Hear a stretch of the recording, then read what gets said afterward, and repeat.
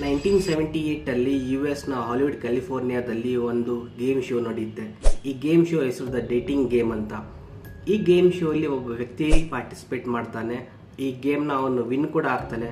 But irony ಏನಂದ್ರೆ ಈ ಶೋನ ಅಕ್ರಾಸ್ ಯು ಎಸ್ ಅದನ್ನ ಬ್ರಾಡ್ಕಾಸ್ಟ್ ಮಾಡಿರ್ತಾರೆ. ಬಟ್ ಯಾರಿಗೂ ಗೊತ್ತಿರಲ್ಲ ಈ ವ್ಯಕ್ತಿ 5 ಕೊಲೆ ಆಲ್ರೆಡಿ ಮಾಡಿದ್ದಾನೆ ಅಂತ. Back in 1970s the dating game ಇದು one of the popular TV shows in U S.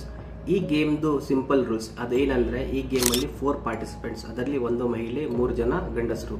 ಮಿಡ್ಲಲ್ಲಿ ಒಂದು ಗೋಡೆ ಇರುತ್ತೆ. ಗೋಡೆ ಈ ಸೈಡ್ ಮಹಿಳೆ ಕೂತಿರ್ತಾಳೆ, ಗೋಡೆ ಆ ಸೈಡ್ 3 ಜನ ಗಂಡಸರು ಕೂತಿರ್ತಾರೆ.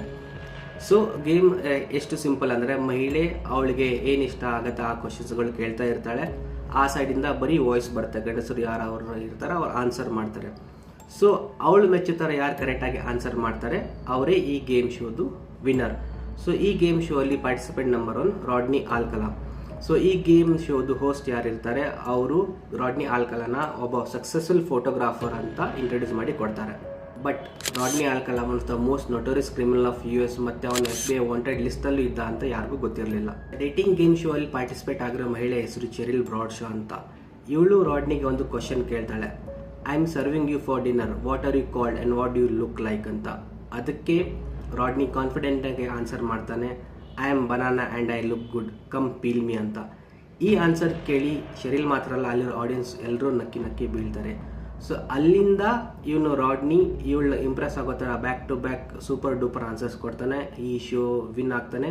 ಹಾಗೆ end of the show decide ಆಗೋದಕ್ಕೆ ರಾಡ್ನಿ ಶೆರಿಲ್ ಜೊತೆ ಡೇಟ್ಗೆ ಹೋಗ್ಬೇಕಂತ. ಆ್ಯಂಡ್ ನೆನ್ಪಿಟ್ಕೊಳ್ಳಿ, ಈ ಶೋನ ಅಷ್ಟು ಜನರು ಮಿಲಿಯನ್ಸ್ ಆಫ್ ಅಮೆರಿಕನ್ಸ್ ಲೈವ್ ನೋಡ್ತಾ ಇರ್ತಾರೆ.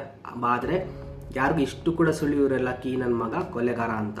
ರಾಡ್ನಿಂದು ಕ್ರೈಮ್ ಹಿಸ್ಟ್ರಿ ತೆಗೆದು ನೋಡಿದ್ರೆ ಅವ್ನು ಫಸ್ಟ್ ಕ್ರೈಮ್ ಮಾಡಿದ್ರು 1968 ಒಬ್ಬ 8 years ಬಾಲಿಕೆಯ ಮೇಲೆ ಅವಳ ಹೆಸರು ತಲಿ ಶಪೀರೋ ಅಂತ. ಅವಳನ್ನ ತನ್ನ ಕಾರಲ್ಲಿ ತನ್ನ ಅಪಾರ್ಟ್ಮೆಂಟ್ಗೆ ಕರ್ಕೊಂಡು ಹೋಗ್ತಾ ಇರ್ತಾನೆ. ಇದನ್ನು ಒಬ್ಬ ವ್ಯಕ್ತಿ ನೋಡಿ ಪೊಲೀಸ್ ಅವ್ರಿಗೆ ಇನ್ಫಾರ್ಮ್ ಮಾಡಿರ್ತಾನೆ.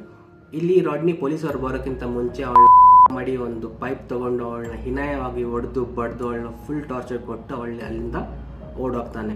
ಅಲ್ಲಿಂದ ಓಡೋಗಿ ರಾಡ್ನಿ ತನ್ನ ಹೆಸರನ್ನ ಜಾನ್ ಬರ್ಗರ್ ಅಂತ ಚೇಂಜ್ ಮಾಡಿ ನ್ಯೂಯಾರ್ಕ್ ಯೂನಿವರ್ಸಿಟಿಯಲ್ಲಿ ಒಂದು ಫಿಲ್ಮ್ ಸ್ಕೂಲಲ್ಲಿ ಸೇರ್ಕೋತಾನೆ under the famous director Roman Polanski ಅಂತ. ಇಲ್ಲಿ ಈ ಹುಡುಗಿನ ಎಸ್ಕೇಪ್ ಮಾಡಿರೋ ಪೊಲೀಸ್ ಅವರು ಅವಳನ್ನ ಹಾಸ್ಪಿಟಲ್ಗೆ ಸೇರಿಸ್ತಾರೆ. ಅಲ್ಲಿ ಅವಳು 32 days ಕೋಮಾದಲ್ಲಿ ಇರ್ತಾಳೆ. ಅಲ್ಲಿಂದ ಅವ್ರ ಪೇರೆಂಟ್ಸ್ ಪೊಲೀಸವ್ರಿಗೆ ಬಂದ್ಬಿಟ್ಟು ಹೇಳ್ತಾರೆ ನಾವು ಯಾವ್ದು ಕಂಪ್ಲೇಂಟ್ ಕೊಡೋಕ್ಕೆ ರೆಡಿ ಇಲ್ಲ, ಏನಕ್ಕಂದ್ರೆ ಇದು ಹುಡುಗಿದ್ದು ಭವಿಷ್ಯದ ವಿಷಯ ಅಂತ.